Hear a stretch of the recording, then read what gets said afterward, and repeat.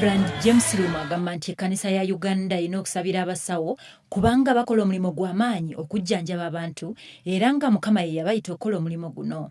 Asimye omulimu gwabwe n'agamba nti kumpi bakola omulimu gwe gumu ogw'okuwonya abantu ba Katonda.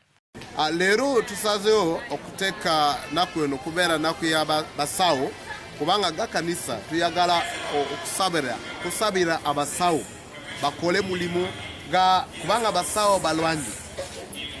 Abasawo mikono ya Mukama tuyagala bagende bwerere bakole mulimu ne mutima gumu bakole mulimu okujanjaba abantu ne mutima ya Mukama kubanga ne Yesu Kristo yenyini ajje wano okukola mulimu okuleta sanyu okukola mulimu okujanjaba abantu. Omubuulizi w'olunaku nga naye musawo mu ddwaliro ly'e Mulago Mwesige Regan akubiriza abantu okwekwasa Mukama Katonda kubanga nabo abasawo gwe beesigamako nga bajjanjaba abantu okusobola okuwona obulungi.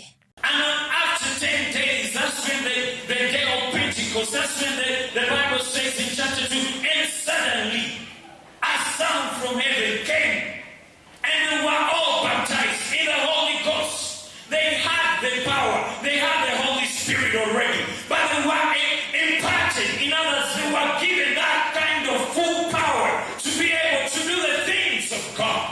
Ye Rev.James Luwum avumiridde ekyabasawo okubba eddagala mu malwaliro ga gavumenti kubanga kino kiviiriddeko abantu bangi okufa. Asabye abagala okutandikawo amalwaliro ag'obwannannyini okwegulira ebintu ebyabwe bye balina okukozesa mu malwaliro gaabwe so si kubba kubanga n'ekitabo ekitukuvu tekikkiriza kikolwa kino eky'obubbi. Waliwo abasawo bakola ku ddwaliro nnyingi nnyo ate oluusi abantu bagenda ku ddwaliro ne basangako ddagala.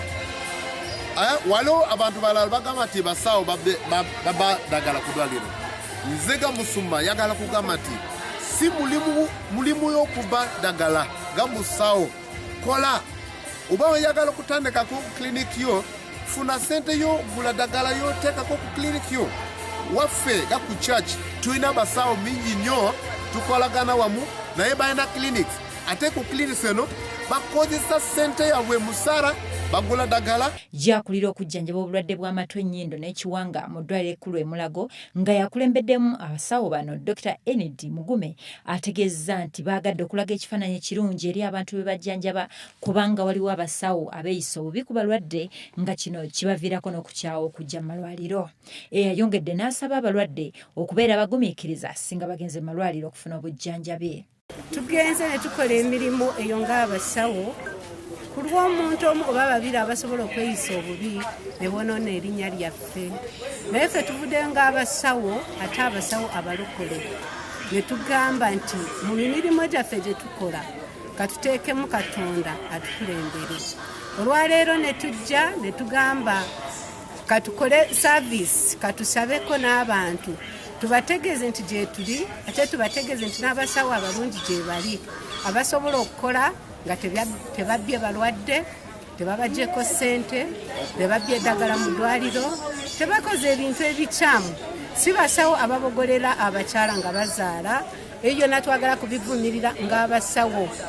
Ekkanisa eno ewaddeyo olunaku luno okusabira abasawo bonna gye bali mu ggwanga olw'okusomoozebwa kwe bayitamu omulimu gwabwe n'okulaba engeri gye bayinza okulongoosaamu omulimu guno. Wano era bakubiriziddwa okuweereza eggwanga mu bumalirivu n'omukwano okusobola okulongoosa ekifaananyi ky'omulimu gwabwe.